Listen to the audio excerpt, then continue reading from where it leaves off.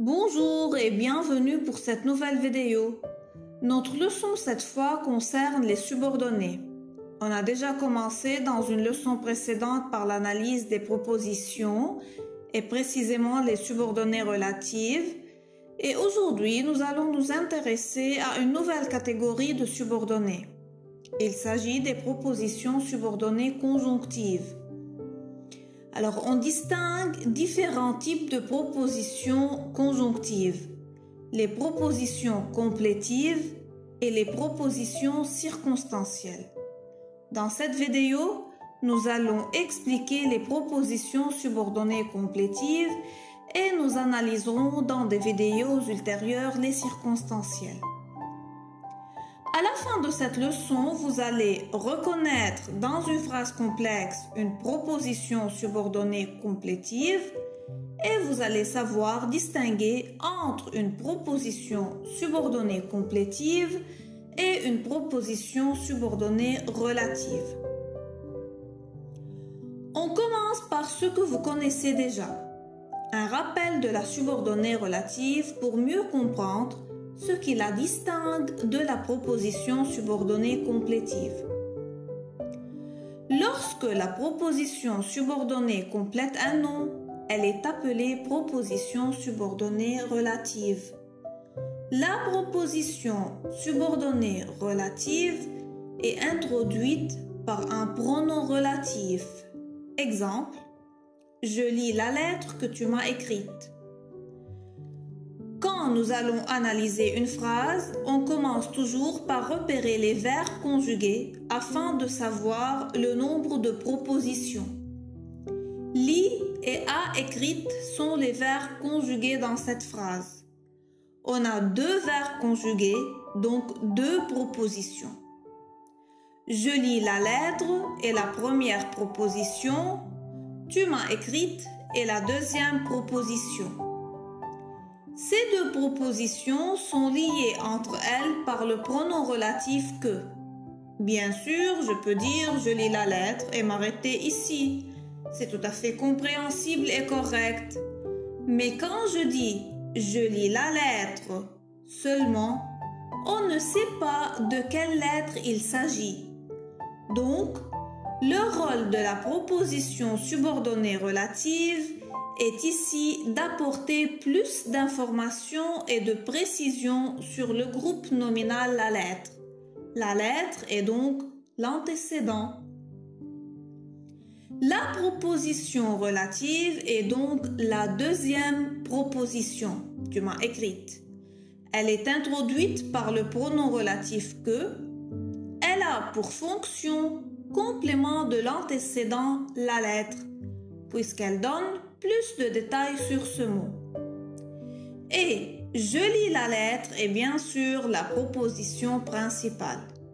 Et rappelez-vous qu'on peut supprimer la proposition relative ici qui apporte tout simplement plus de détails. C'est une des grandes différences entre la proposition subordonnée complétive et la proposition subordonnée relative. Car la proposition subordonnée complétive complète un verbe et non pas un nom. Et en plus, on ne peut pas la supprimer sans que la phrase devienne incorrecte ou du moins incomplète. Analysons cet exemple. Je sais qu'il me ment. On a deux verbes conjugués, c'est et ment, ce qui signifie qu'on a affaire à deux propositions. Je sais est la première proposition et me ment est la deuxième proposition. La première proposition est liée à la deuxième grâce à que, qui est ici le mot subordonnant. Je sais est la proposition principale. On ne peut pas dire seulement je sais, la phrase sera incomplète.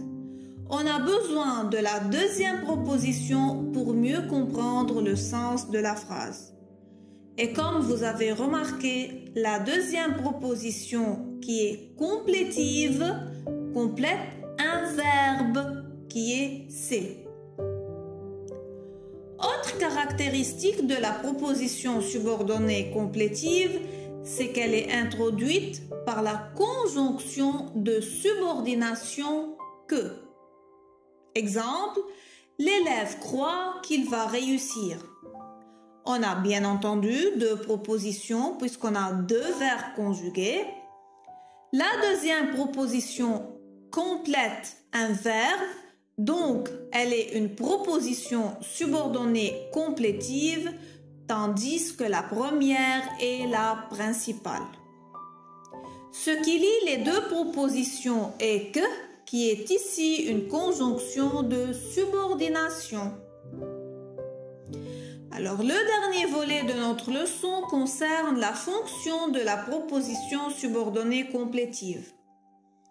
Si la proposition subordonnée relative a toujours comme fonction complément de l'antécédent, puisqu'elle complète un nom, les propositions subordonnées complétives, quant à elles, exercent généralement, pas toujours, la fonction de complément d'objet direct, COD, car elles complètent un verbe. Prenons cet exemple. Il se rappelle que les enfants étaient seuls à la maison. On a deux verbes conjugués, donc deux propositions. La principale est « il se rappelle » et la deuxième proposition est « les enfants étaient seuls à la maison ». Les deux sont liés par la conjonction de subordination que. Je pose la question « il se rappelle quoi ?» Que les enfants étaient seuls à la maison. Donc, que les enfants étaient seuls à la maison est une proposition subordonnée complétive qui a pour fonction complément d'objet direct, COD. Voilà, c'est la fin de notre leçon. À plus tard.